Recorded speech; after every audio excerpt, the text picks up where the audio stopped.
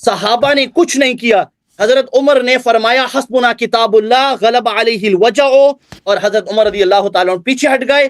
آل بیت رضی اللہ عنہم جو گھر کے افراد تھے, گھر کے, کیونکہ وہی گھر کے اندر تھے, گھر ان کا تھا, اور جو مطالبہ تھا, جو مطالبہ قلم لانے کا, وہ تو ان کو تھا. جو قلم دوات لانے کا تھا وہ تو کس کو تھا؟ وہ تو آل بیت کو تھا. حضرت عمر نے کیا مخالفت کی آپ مجھے بتائیں. حضرت عمر نے, میں نے آپ کو پہلے بتایا حسبنا کتاب اللہ کا مطلب یہ نہیں کہ میں آپ کو قلم دوات نہیں دیتا ہوں. حسبنا کتاب اللہ کا اپنا معنی ہے. اگر کسی نے انکار کیا تو آل بیت نے انکار کیا. اگلی جو بات ہے میرے محترم ناظرین وہ یہ ہے کہ ایک شخص بیمار ہے, شدید بیماری کی حالت میں ہے, اور اس نے دنیا سے جانا بھی ہے, اور وہ ہادی عالم ہے, ہادی کل ہے. اس کے آخری وہ فرمان ہے, اس کی طاعت قرآن میں موجود ہے, سنت میں موجود ہے, عقل کی روح سے واجب ہے, اور کوئی غلط بات بھی نہیں کہہ رہا. میرے اپنے جانے سے پہلے وصیت لکھانا چاہتا ہے, اس میں کون سی غلط بات ہے؟ اس کو صحابہ نے نہیں روکنے دیا. کس صحابہ پارٹی کا لیڈر کون ہے؟ عمر بن الخطاب ہے. عمر بن الخطاب ہے. تو میرے محترم ناظرین, اگر عمر کو رسول اللہ صلی اللہ علیہ وآلہ وسلم سے محبت ہوتی تو یہ مخالفت نہ کرتا. اور مسلم کی حدیث ہے کہ اس وقت تک آپ کا ایمان نہیں ہے, کسی مومن کا ایمان نہیں ہوتا جب تک وہ مجھ سے محبت نہ کرے. اگر اس میں اس کے دل میں حب رسول صلی اللہ علیہ وسلم ہوتا, اور وہ صحابہ جو عمر کے انہوں نے ساتھ دیا, مخالفت کیا, وصیت نہیں لکھنے دیا ہے, حب رسول صلی اللہ علیہ وآلہ وسلم ہوتا تو وہ کیا ہوتا بھائی؟ تو وہ مخالفت نہ کرتے, وہ وصیت لکھنے دیتے, وصیت لکھنے دیتے. اور ان کا یہ کہنا کہ اہل بیت نے مخالفت کی, تو کسی حدیث میں دکھاؤ کہ علی علیہ السلام وہاں پہ تھے, حسن علیہ السلام وہاں پہ تھے, حسین, انہوں نے مخالفت کیا.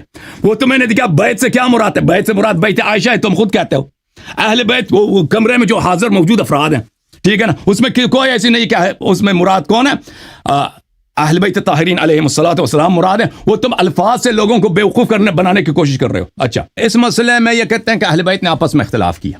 حضرت زہرا سلام اللہ علیہا تو مردوں کے درمیان ہو نہیں سکتی, تو اس کا مطلب ہے امیر المومنین امام حسن امام حسین علیہ السلام تھے. تو آپ کسی حدیث میں دکھائیں نا کہ وہ اس گھر میں تھے, یہ گھر ان کا تھا. آپ خود تو کہتے ہیں نا نبی صلی اللہ علیہ وسلم تو عائشہ کے گھر میں تھی. وہ بھول گئے کہ نبی صلی اللہ علیہ وسلم کی تیمارداری بیماری کہاں پہ؟ وہ عائشہ کے گھر میں ہوئی ہے. تو وہ بھول گئے. ابھی جو ہے یہاں پر اہل بیت کو آپ نے کون سا بنا دیا؟ نبی صلی اللہ علیہ وسلم کے اہل بیت بنا دیا. او بھائی, اتنی جہالت اور اتنی تجاہل, مجھے پتہ ہے کہ آپ اس سے بہتر جانتے ہیں کہ اہل بیت کا مطلب ہمیشہ اہل بیت نبی صلی اللہ علیہ وسلم نہیں ہوتا. اہل بیت کا مطلب یہ ہوتا کمرے میں موجود لوگ. اہل کا مطلب ہے حاضرین, حاضرین فی الدار. ملاحظہ کریں بخاری کی جس حدیث کا انہوں نے حوالہ دیا, یہ بخاری ہے, یہ حدیث نمبر 4432 ہے. یہ دیکھیں, اشتد برسول عن سعید ابن جبیر قال ابن عباس یوم الخمیس وما یوم الخمیس, یہ ہے 4432. لما حضر رسول اللہ صلی اللہ علیہ وآلہ فی البیت رجال, گھر میں مرد حضرات تھے, صحابہ تھے. فاختلف اہل البیت, اس گھر میں موجود وہ حاضرین آپس میں اختلاف کیا. یہ تو بہت واضح ہے کہ اہل البیت کا مطلب کون ہے؟ وہ گھر میں جو موجود تھے. یہ گھر بھی امیر المومنین علیہ السلام کا گھر تھا, یہ بھی آپ اپنے سے بنا رہے ہو. کسی حدیث میں ہے ہی نہیں کہ امیر المومنین علیہ السلام اس واقعے میں, اس معرکے میں موجود تھے. کسی حدیث میں نہیں ہے, ٹھیک ہے نا. آپ پہلے ثابت کرو.